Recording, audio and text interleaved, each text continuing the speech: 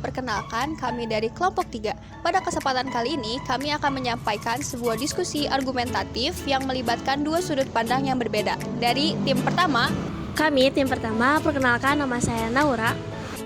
perkenalkan nama saya Salwa. Kami mendukung pentingnya rencana alternatif. Dan kami tim yang kedua, saya Salza. Saya Guru. Saya Naima. Kami berpendapat bahwa berpegang teguh pada satu rencana adalah pilihan yang tepat.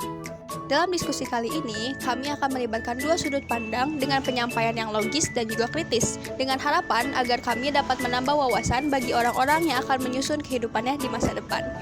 Selamat menyaksikan. Baik, di sini kami yang mendukung pendapat tentang pentingnya rencana alternatif dengan Naura. Di zaman sekarang itu, di era modern sampai saat ini itu, banyak orang yang berpendapat bahwa dalam menyusun sebuah rencana, kita itu harus bisa untuk mempertimbangkan apa yang akan terjadi di masa depan. Maka dari itu, penting sekali untuk kita bisa memikirkan segala kemungkinan-kemungkinan yang akan menghambat rencana kita nanti. Dan dari situlah tercipta yang namanya rencana alternatif. Di zaman yang berkembang pesat saat ini, tentu semakin banyak keadaan yang memerlukan kita beradaptasi. Dan mau tidak mau, kita harus memodifikasi atau mengubah rencana awal yang sudah dirancang. Dari itu, menurut kami, dengan hanya mengandalkan satu rencana tunggal adalah pilihan yang tidak tepat. Oke, baik. Membuat rencana alternatif berarti kita membagi fokus. Dan membagi fokus itu dapat menyebabkan seseorang ragu dalam menentukan tujuan yang ingin dicapai. Oleh karena itu, sebaiknya kita berfokus pada satu tujuan agar kita mendapat hasil yang lebih maksimal. Menurut Atomic Habits, karya James Clear, fokus terhadap satu kebiasaan atau satu tujuan memberikan hasil yang lebih besar dibandingkan dengan beberapa banyak hal. Nah, selain itu, mengambil terlalu banyak keputusan dapat meningkatkan kemungkinan seseorang untuk lebih mudah menyerah dalam proses mencapai tujuan. Maaf sebenarnya, tapi di sini itu dari awal kami membahas tentang perkembangan zaman. Kita itu sudah berada di era modern kan. Maka dari itu, bahwa memiliki satu rencana saja, memiliki keteguhan dalam satu rencana saja memang bukan sesuatu keputusan yang paling tepat. Walau di sini kami tahu bahwa memiliki rencana yang konsisten itu adalah sesuatu yang sangat bagus. Apalagi kalian sudah melibatkan sesuatu yang sangat bermanfaat, yaitu buku Atomic Habits yang sudah saya pernah baca juga, dan itu memang sangat bagus. Maka dari itu, kami juga mengambil salah satu sumber, yaitu pertama, Standar Manager Resiko ISO 31000. Setiap perencanaan yang baik tidak berfokus pada tujuan utama, tetapi juga harus mempertimbangkan risiko di masa depan. Menurut kelompok kami, memiliki rencana alternatif itu bukan kita tidak konsisten ataupun tidak memiliki tujuan yang jelas. Nah, tetapi justru dengan tanpa adanya rencana alternatif ini akan membuat seseorang lebih rentan terhadap kegagalan. Kenapa? Karena dia itu hanya memusatkan fokusnya terhadap satu impian, terhadap satu pencapaian, dan terhadap satu kemungkinan saja.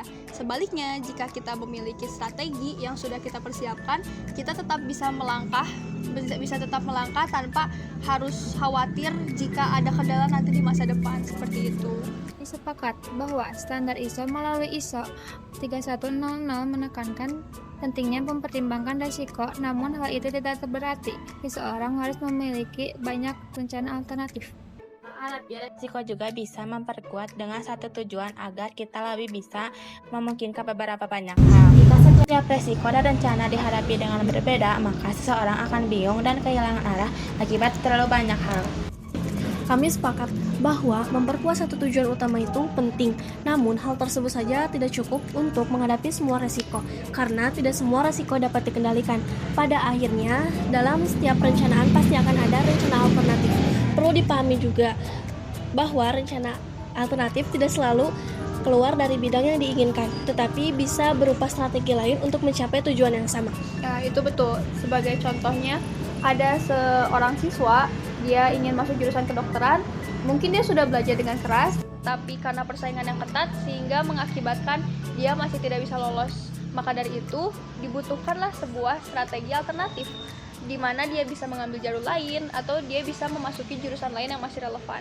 Maka dari sini kita tahu bahwa rencana alternatif itu tidak akan membuat seseorang bingung, tapi bisa membantu seseorang agar dia tidak kehilangan arah ketika ada hambatan di depannya. Sebagai akhir, kami menegaskan bahwa berpegang pada satu rencana utama tetaplah menjadi hal yang paling penting. Apa yang disebut dengan rencana alternatif oleh lawan sebenarnya masih berkaitan satu sama lain, yaitu sebagai langkah atau strategi untuk mencapai tujuan tersebut.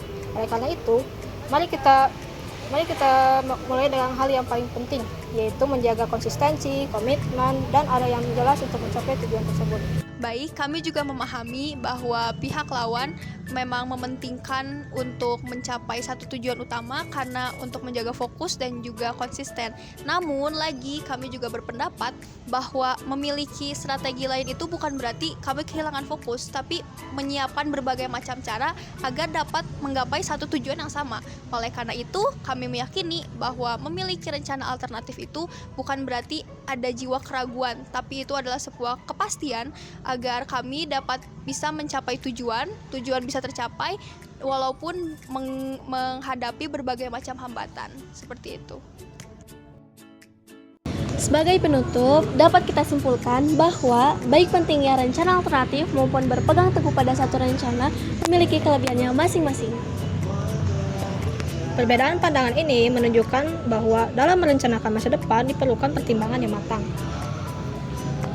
Kita perlu menyeimbangkan antara keyakinan terhadap tujuan dan juga kesiapan untuk menghadapi berbagai tantangan di masa depan. Kami berharap diskusi ini menambah wawasan dan membuka cara berpikir yang bijak dan kritis. Akhir kata, kami mengucapkan terima kasih atas perhatian teman-teman. Mohon maaf apabila ada kekurangan.